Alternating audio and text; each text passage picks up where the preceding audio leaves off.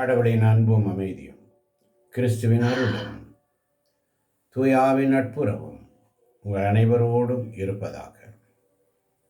ஆதியில் இருந்தது போல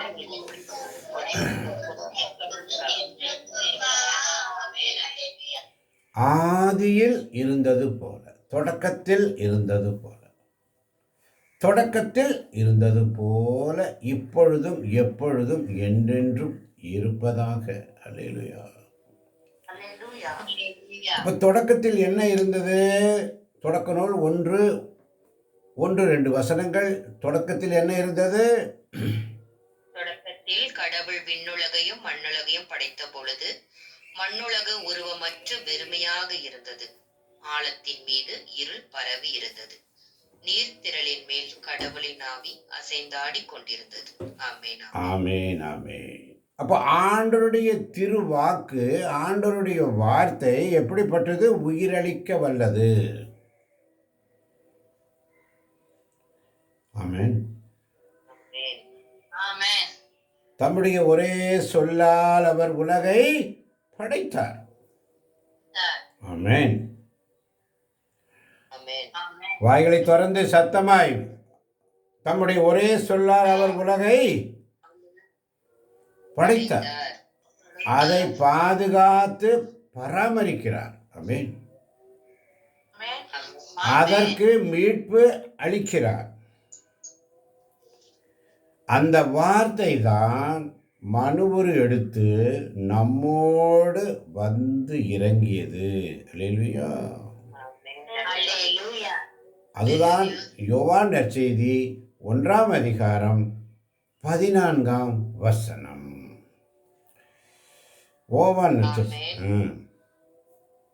வாக்கு மனிதரானார், நம்மிடையே குடிக்கொண்டார். அவரது மாட்சியை நாங்கள் கண்டோம். அருளும் உண்மையும் நிறைந்து விளங்கிய அவர் தந்தையின் ஒரே மகன் என்னும் நிலையில் இம்மாட்சியை பெற்றிருந்தார். ஆமென். ஆமென். அருளும் உண்மையும் அருளும் உண்மையும் நிறைந்த அவர். உண்மை, அருள் நிறைந்தவர். அதனால தான் அந்த அருள் அன்னை மரியாள் வயிற்றில் வந்து பிறக்கணும்னா, அருள் மிக பெற்றவளே நீ வாழ்க. அல்லேலூயா. அவர் அருளும் உண்மையும் நிறைந்தவர். உண்மை, சத்தியம் அவர்கிட்ட தான். நானே வழி, நானே சத்தியம், நானே ஜீவன்.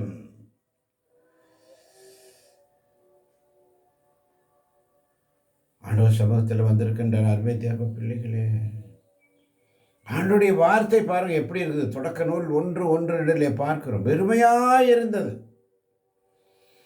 அசைவாடி கொண்டிருந்த அவர்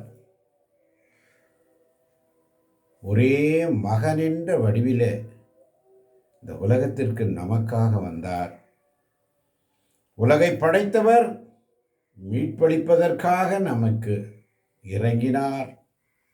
அவர்தான் எபிரேயருக்கு எழுதிய திருமுகம் 1ஆம் அதிகாரம் 2, 3, 4 வசனங்கள். எபிரேயர் 1. ஆமென். பலமுறை பல வகைகளில் முற்காலத்தில் இறைவாக்கினர் வழியாக நம் மூதாதையரிடம் பேசிய கடவுள் இவ்விறுதி நாட்களில் தம் மகன் வழியாக நம்மிடம் பேசியுள்ளார். இவரை எல்லாவற்றிற்கும் உரிமையாளராக்கினார். இவர் வழியாக உலகங்களை படைத்தார். ஆமென். கடவுளுடைய ஆமென். பலமுறை பல வகைகளில் முற்காலத்தில் இறைவாக்கினர் வழியாக தம் மூதாதையரிடம் பேசிய கடவுள் ஆபிரகாமோடு பேசினார், நோவாவோடு பேசினார், மோசேயோடு பேசினார். இப்படி ஒவ்வொருத்தரோடு பேசி கடைசியில் திருமுழுக்கு யோவான் வரை அவர் பேசிக்கொண்டே இருந்தார். அப்போ திருமுழுக்கு யோவான் வரை எல்லாம் பழைய ஏற்பாடு, பழைய உடன்படிக்கை. யோவானுக்கு அப்புறம் இயேசு பிறந்த பிற்பாடு தான் புதிய உடன்படிக்கையின் மக்களாக, புதிய பிள்ளைகளாக நாம் மாறியிருக்கிறோம். அல்லேலூயா. அல்லேலூயா. அப்போ இயேசுவின் சகோதரர் நம்முடைய சகோதரராக வருகிறார். அவர் கடவுள் நம்முடைய தந்தை என்றால், இயேசு மகன் என்றால், இயேசு நமக்கு அவர் சகோதரர். அதனால்தான் யாரின் தாய், யாரின் சகோதரர், யாரின் சகோதரர்கள் என்று கேட்பார். என் வார்த்தைகளை கேட்டு அதன்படி நடக்கிறவர்களே என் தாயும் சகோதரியும் ஆவார். ஆமென். அதன்படி ஆமென். நடக்கிறவர்களே என் தாயும் சகோதரரும் சகோதரிகளும் ஆவார்.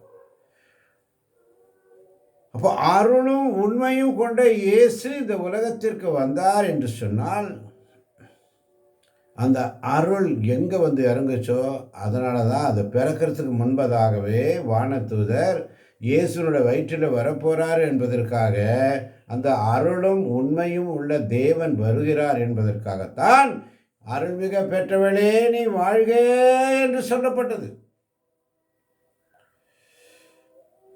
அருள்மிக பெற்றவளே நீ வாழ்க. இன்னைக்கு உங்களை பார்த்து ஆண்டவர் சொல்றார், அருளும் உண்மையும் உங்களிடத்தில் வரும் பொழுது. அருள் என்றால் என்ன? கடவுள் நமக்கு தருகின்ற தகுதி இல்லாத தானம், அதுவும் உண்மை. உண்மை என்று சொன்னால் ஆண்டவருடைய வார்த்தை உன்னிடம் வரும் பொழுது நாம் ஒவ்வொருவரும் அருள் மிக பெற்றவர்களே. அல்லேலூயா. ஆமென். அல்லேலூயா. சோர்ந்து போகாதே, மனசை விடாதே, சோர்ந்து போகாதே, மனசை விடாதே, தைரியமாயிரு. இன்னைக்கு அதான் சங்கீதம் 121 120 அழகா சொல்லுகிறது.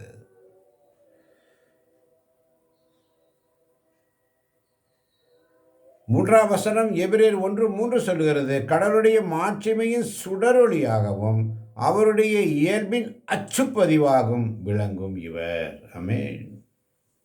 ஆமென். மனசு விட்டுறாதப்பா, சோர்ந்து போகாதப்பா,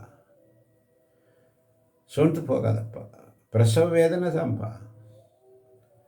நம்ம சொல்கிறோம், குடும்பத்தில் நம்ம சொல்கிறத கேட்குறதுக்கு யாரும் இல்லையே, யாரும் கீழ்ப்படிய மாட்டேங்கிறாங்களே, யாரும் சொன்னால் ஒத்துக்க மாட்டேங்கிறாங்க என்று கவலையா, வேதனைப்படுறியா?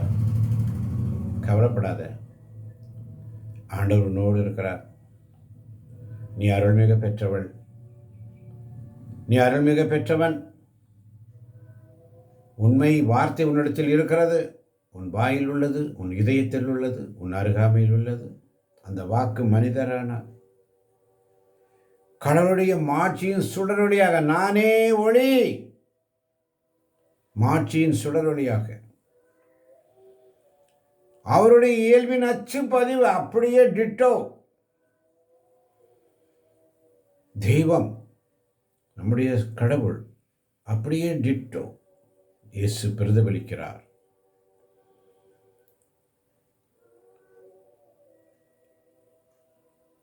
தம்முடைய வல்லமை மிக்க சொல்லால் எல்லாவற்றையும் தாங்கி நடத்துகிறார். அவர் ஒருவரே ஆண்டவருடைய சமூகத்தில் தம் வல்லமை மிக்க சொல்லால், அவருடைய வார்த்தையினால் எல்லாவற்றையும் தாங்கி நடத்துகிறார். உலகம் உண்டான போது உண்டாகுக உண்டாகுக உண்டாகுக உண்டாகுக உண்டாகுக உண்டாகுக உண்டாகுக. வல்லமை மிக்க சொல்லால் அனைத்தையும் படைத்த ஆண்டவர் எல்லாவற்றையும் தாங்கி நிற்கிறார். தாங்கி நிற்கிறார் ஒரு கையில் அப்படியே. வானமும் பூமியும் ஒழிந்திடுமே, உந்தன் வார்த்தைகளோ ஒழியாதையா. வானமும் பூமியும் ஒழிந்திடுமே, உந்தன் வார்த்தைகளோ ஒழியாதையா. அவருடைய வார்த்தை ஒரு நாள் ஒழியாது. உடைய வார்த்தையை நான் என்னாலும் சுதந்திரித்துக் கொள்ள வேண்டும். அன்றாட எனக்கு என்ன உணவு, இன்னைக்கு காலையில் எந்திரிச்சது என்ன உணவு தயாரிக்கலாம் என்று நாம் நினைப்பதை போல ஆண்டவர்கிட்ட கேட்கணும், ஆண்டவரே நான் என்ன உணவு, எனக்கு என்ன உணவு. இந்த பிள்ளைங்க ஜெபிச்சாங்க, ஆண்டவரே, எனக்கு கஷ்டம் வரும்போதெல்லாம், எனக்கு துன்பம் வரும்போதெல்லாம் நான் உங்கள்கிட்ட கேட்டிருக்கிறேன்ப்பா. எனக்கு அப்பவே சரி பண்ணி குடுத்துருக்கீங்கப்பா. அந்த குழந்தை அழகா பையன் ஜெபிச்சான். ஜோய் ஆண்டனி. அதுதாங்க விசுவாசம் அந்த மனசுல. அப்ப அவன் மனசுக்குள்ள ஆண்டவருடைய பக்தி இருக்குது. அவன் உள்ளுக்குள்ள தெய்வ பயம் இருக்குது. இல்லாட்டி அந்த ஜெபத்த அவன் சொல்லியிருக்க மாட்டான். அதனால தான் தூய ஆவியானவர் அவனுக்குள்ள இறங்கி வரும்பொழுது, வல்லமையோடு உள்ளத்தின் நிறைவு வாய் பேசும். ஆமென். ஆமென். அவன் சில நேரங்களிலே தன்னுடைய துன்பம், துயரம் ஏதோ ஒரு கஷ்டம் வரும்போது, ஜீசஸ் எனக்கு கொஞ்சம் ஹெல்ப் பண்ணுங்கன்னு கேட்டிருப்பான். பெருசா போட்டு ஜெபமெல்லாம் பண்ணியிருக்க மாட்டான். சின்ன உதவி பண்ணுங்கப்பா, இந்த இந்த சிச்சுவேஷன்ல இருக்கிறேன், எனக்கு கொஞ்சம். யார்கிட்டயுமே கேட்க தோணியிருக்காது. ஆண்டவர்ட்ட கேட்க தோணியிருக்கும். ஆண்டவர் அந்த காரியத்தை அவனுக்கு செஞ்சு கொடுத்துருப்பாரு. அதனால தான் இன்னைக்கு ஜெபத்தில் சொல்றான், எனக்கு எப்பெல்லாம் துன்பம் வந்துச்சோ, நான் எப்பெல்லாம் நான் கேட்டனோ, அப்பெல்லாம் நான் ஆண்டவரை கேட்கும்போது எனக்கு செஞ்சு கொடுத்துருக்கீங்கப்பான்னு அந்த நன்றியோடு உள்ள ஜெபம். அல்லேலூயா. அல்லேலூயா. அந்த சிறு குழந்தை ஜான், கிறிஸ்டோ, யோனா, அவங்களுடைய ஜெபத்தை பார்த்தீங்களா? எங்களை எல்லா நாளும் பாதுகாக்கிறீங்கப்பா. நான் எங்கே போனாலும் என் கூட வரீங்கப்பா. எங்கள் கூட இருக்கிறீங்கப்பா. அந்த குழந்தை உள்ளத்தின் நிறைவு வாய் பேசுகிறது. ஆமென். ஆமென். அந்த குழந்தை உள்ளத்தில் யாரும் சொல்லிக் கொடுக்க வேண்டாம். அதுகளா பேசும். ஆண்டவர் பேசுவார். சிறுவன் சாமுவேல் உறங்கிக் கொண்டிருந்தான். சிறுவன் சாமுவேல் உறங்கிக் கொண்டிருந்தான். ஆண்டவர் வந்து கூப்பிடுறாரு, சாமுவேல், சாமுவேல், சாமுவேல், மும்முறை கூப்பிடுறாரு. அவனுக்கு தெரியல. ஆனால் அந்த குரு சொல்றாரு, இது ஆண்டவருடைய சத்தம். இந்த சத்தத்தை நீ மீண்டும் கேட்டினா, ஆண்டவரே பேசும், அடியேன் கேட்கிறேன் என்று சொல் என்று சொல்லும் பொழுது சாமுவேல் உஷாராயிறார். காத்திருக்கிறார். ஆண்டவர் கூப்பிடுவார். கூப்பிட்ட உடனே, ஆண்டவரே பேசும், அடியேன் கேட்கிறேன் என்று சொல்லி, அந்த குழந்தை வயிற்றில் இருக்கும்போதே அவங்க அம்மாவுடைய ஜெபம் அப்படிதான் இருந்துச்சு. அன்னாளின் ஜெபம், கண்ணீரோடு ஜெபித்தாள். அன்னாளின் ஜெபம் எப்படி இருந்து, எனக்கு ஒரு ஆண்மகவை தருவீர் என்றால் அவனை உமக்கு ஊழியம் செய்வதற்காக, உனக்கு பணிவிடை செய்வதற்காக நான் அப்படியே விட்டுறேன்.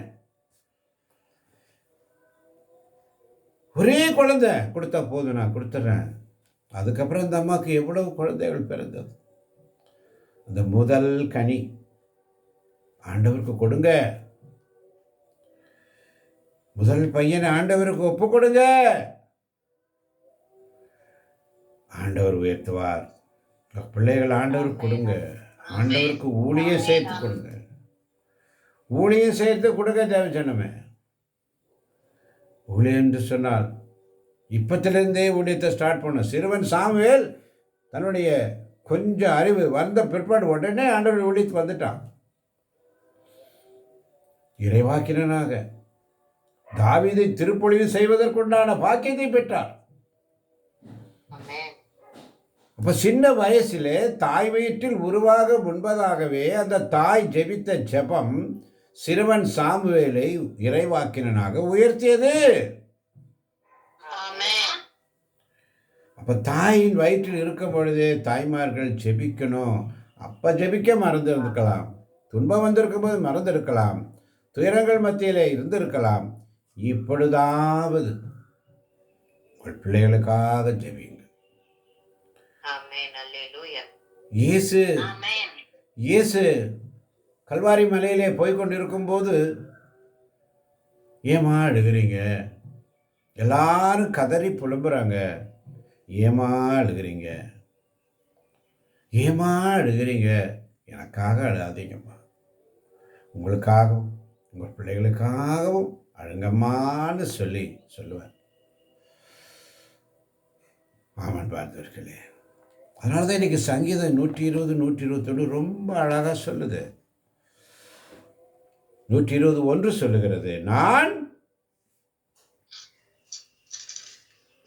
இன்னலுற்ற வேளையில் ஆண்டவரை நோக்கி மன்றாடினேன். அவரும் எனக்கு செவிசாய்த்தார். ஆமென். இதுதான் ஜெபம். துயரத்தில் கூப்பிட்டேன், உதவிக்காய் கதறினேன், அழுகுரல் கேட்டீரையா. துயரத்தில் கூப்பிட்டேன், உதவிக்காய் கதறினேன், அழுகுரல் கேட்டீரையா. குனிந்து தூக்கினீர், பெரியவனாக்கினீர், உமது காருண்யத்தால். குனிந்து தூக்கினீர், பெரியவனாக்கினீர், உமது காருண்யத்தால்.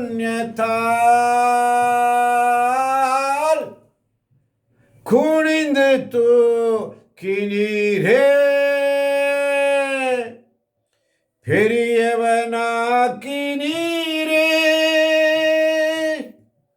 உமது காருண்யத்தால். பெரியவனாக்கினீரே.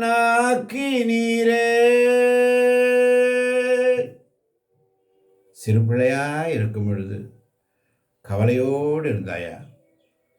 இதோ பெரியவனாகி உன்னை உயர்த்தி அவனுடைய வார்த்தைகளை முழுமையாக கேட்க செய்கின்ற பாக்கியத்தை உங்களுக்கும் எனக்கும் கொடுத்திருக்கிறார். அல்லேலூயா.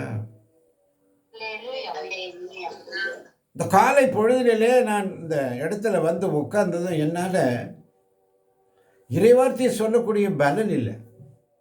என் உடல் தளர்ந்து போயிற்று, மனம் உடைந்து போயிற்று. காரணம் என்ன? என் ஆடுகள் மந்தையை விட்டு, மந்தையில் வர கூடிய ஆடுகள் வரவில்லை என்ற கவலை. இயேசுவுக்கும் அப்படித்தான் இருக்கும். நல்ல மேய்ப்பன், நல்ல ஆயன். ஒரு ஆடு மிஸ்ஸிங்னா எங்கே அந்த ஆடு தேடுவார், தேடுறார். அதே கவலை தான் எனக்கும் வந்துவிட்டது. ஆண்டவரே, எனக்கு பலன் இல்லை, என்ன வார்த்தை சொல்லணும்னு எனக்கு தெரியல, நான் என்ன சொல்ல போகிறேன் எனக்கு தெரியல. அதனால தான் உங்களை எல்லாரையும் சொன்னேன், ஸ்துதிங்க, எனக்காக ஸ்துதிங்க, எனக்காக ஜெபிங்க.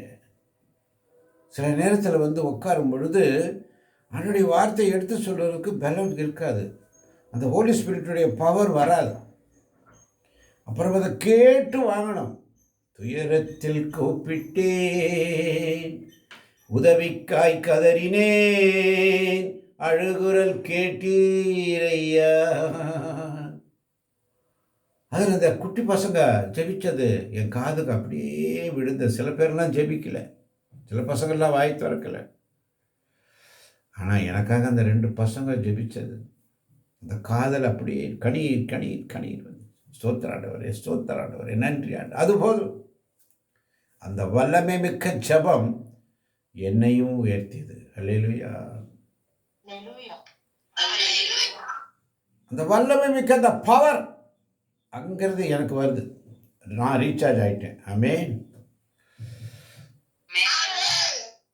அதனால தான் ஆண்டவருடைய வார்த்தை உயிரளிக்க வல்லது. தொடக்க நூல் 1ஆம் அதிகாரம் 1-2 வசனங்களிலே வாசித்தோம். தம்முடைய ஒரே சொல்லால், அந்த ஸ்தோத்திரம், அந்த ஒரே சொல்லால் நமக்கு உடல் ஆண்டவர் புத்துயிர் அளிக்கிறார். அல்லேலூயா. அதனால தான் சங்கீதம் 121:1 சொல்லுகிறது, மலைகளை நோக்கியே, மலைகளை நோக்கி கண்களை உயர்த்துகிறேன், எங்கிருந்து எனக்கு உதவி வரும். மலைகளை நோக்கி என் கண்களை உயர்த்துகிறேன், எனக்கு ஒத்தாசை எங்கிருந்து வரும்? எனக்கொத்தாசை வரும் பர்வதம் நீராக என் கண்களை ஏறெடுப்பே. வானமும் பூமியும் படைத்த சர்வவல்ல தேவனிடமிருந்தே எனக்கொத்தாசை வரும் பர்வதம் நீராக என் கண்களை ஏறெடுப்பே. ஆண்டவரை நோக்கி கைகளை உயர்த்தி நீங்கள் ஸ்துதிக்கும் பொழுது அவர் உன் கால் இடராதபடி பார்த்துக் கொள்வார். உன் கால் இடராதபடி பார்த்துக் கொள்வார். உன்னை காக்கும் அவர் உறங்கி விட மாட்டார். அவர் கண் அயர்வதும் இல்லை, உறங்குவதும் இல்லை. ஆமென். உன்னை காக்கின்றவர் உன் வலப்பக்கத்தில் இருக்கின்றவர். ஆமென். அவரே உனக்கு நிழலாக இருக்கிறார். அல்லேலூயா. பகலில் கதிரவன் உன்னை தாக்காது, இரவில் நிலாவும் உன்னை தீண்டாது. அவர் உன்னை எல்லா தீமையில் இருந்தும் பாதுகாப்பார். உன் உயிரை அவர் காத்திடுவார். நீ போகும்போதும் உள்ளே வரும்போதும் இப்போதும் எப்போதும் உன்னை காத்தருள்வார். வசனம் தெளிவா இருக்குதுங்க. நம்மை பாதுகாக்கின்ற இறைவன். அப்ப நம்ம என்ன செய்யணும்? விண்ணக இறைவரை நோக்கி கைகளையும் இதயத்தையும் உயர்த்தி மன்றாடும் பொழுது, எனது விளக்கு எரிய செய்தீர், இரவை பகலாக்கினீ. எனது விளக்கு எரிய செய்தீர், இரவை பகலாக்கினீ. எரிந்து கொண்டிருப்பேன் எப்போதும் உமக்காய், என் ஜீவன் பிரியும் வரை. எரிந்து கொண்டிருப்பேன் எப்போதும் உமக்காய், என் ஜீவன் பிரியும் வரை. எரிந்து கொண்டே இருப்பேன் எப்போதும் உமக்காய், என் ஜீவன் பிரியும் வரை. எரிந்து கொண்டே இருப்பேன். எப்போ? போகும்போதும் உள்ளே வரும்போதும் இப்போதும் எப்பொழுதும் அவர் உன்னை காத்தருள்கிறார். உன்னை காக்கின்றது. கவலைப்படாத, கவலைப்படாத மகளே. நான் இன்னலுற்ற வேளையில் ஆண்டவரை நோக்கி மன்றாடினேன், அவர் எனக்கு செவி சாய்த்தார். இன்னலுற்ற வேளையில் ஆண்டவரை நோக்கி மன்றாடினேன், அவரும் எனக்கு செவி சாய்த்தார். இந்த வசனத்திலே நாம் நல்லா பார்க்கும் பொழுது, நம்ம கஷ்டம் வரும்போது மட்டும் ஆண்டவரே ஆண்டவரே எனக்கு பதில் கிடைக்கலையே, எனக்கு ஒரு விடுதலை கிடைக்கலையே, எனக்கு ஒரு தெளிவு கிடைக்கல என்று சொல்லி துடித்து கொண்டு இருக்கிறோம். நமக்கு துன்பம் வரும்போது ஆண்டவரை நோக்கி கதறுகிறோம். அவரும் செவி சாய்த்து உனக்கு ஒரு டிசிஷனை கொடுத்துட்றார். அதுக்கப்புறம் நீ என்ன செய்கிற? அவர் என்ன டிசிஷன் கொடுத்தாரு, உனக்கு என்ன அதுக்கு பிரதிபலி என்ன கொடுத்தாருன்னு சொன்னால், உனக்கு என்ன பரிகாரம் கொடுத்தாருன்னா, நீ என் பக்கத்தில் உட்காரு, என் கூடவே இரு. நேற்று செய்தி அதுதான்.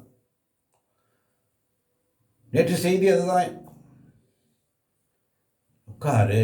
அதுக்கப்புறம் நான் உனக்கு சொல்லி தருவேன், நீ என்ன செய்யணும், ஏது செய்யணும். நீ அதை கேட்குறதே இல்லை. நீ அதை கேட்குறதே கிடையாது. அவர் சொல்வதையெல்லாம் செய்யுங்கள். அவர் சொல்வதையெல்லாம் செய்யுங்கள். தாய் மரியாள் சொன்னது, ஆண்டவர் சொல்வது, இயேசு சொல்வது, என் வார்த்தைகளை கேட்டு கேளுங்கள், உங்களுக்கு கொடுக்கப்படும். கேளுங்கள், உங்களுக்கு கொடுக்கப்படும். டிசிஷன் கிடைக்கல, இன்னைக்கு என்ன ஒரு முடிவு கிடைக்கலையா, கேட்டு பாருங்க, அவர் உங்களுக்கு தருவார். அல்லேலூயா. விண்ணையும் மண்ணையும் உண்டாக்கி ஆண்டவர் விருத்து உனக்கு உதவி ஸ்டெடியாக இருக்குது. அப்படியே மண்ணை உழுந்துட்டே இருக்கும். காலையில் அப்படியே விழுந்துட்டே இருக்கும். அங்கே விழுந்துட்டே இருக்கும். நம்ம வேலை என்ன? அப்படியே அள்ளிக்க வேண்டியதுதான். ஆமென். அள்ளிக்கணும். கிடைச்ச வரைக்கும் அள்ளிக்கணும். இன்னைக்கு ஒரு நாளைக்கு தான் அந்த சாப்பாடு. வெயில் வந்துச்சுன்னா அது உருகி போயிடும். அதனால தான் சங்கீதம் 119, 147 மிக அழகாக சொல்லுகிறது. 147, 148 சங்கீதம் 100. வைகரையில் நான் உம்மிடம் வந்து உதவிக்காக மன்றாடுகின்றேன். உம் சொற்களில் வைக்கின்றேன். ம். உன் வாக்குறுதிகளை சிந்திப்பதற்காக இரவு சாம நேரங்களில் நான் கண் விழித்துள்ளேன். ஆமென். ஆமென். வைகரையில் அதிகாலையில் உம்மிடம் வந்து உதவிக்காக நீ செபிக்கும் பொழுது, அவருடைய வார்த்தையில் நம்பிக்கை வைக்கும் பொழுது, அவருடைய வாக்குறுதிகளை சிந்திக்கும் பொழுது, அவருடைய வார்த்தைக்காக கண்விழித்து காத்திருக்கும் பொழுது, ஏனென்று சொன்னால் நம்மை காக்கின்ற இறைவன் கண் அயர்வதும் இல்லை, உறங்குவதும் இல்லை.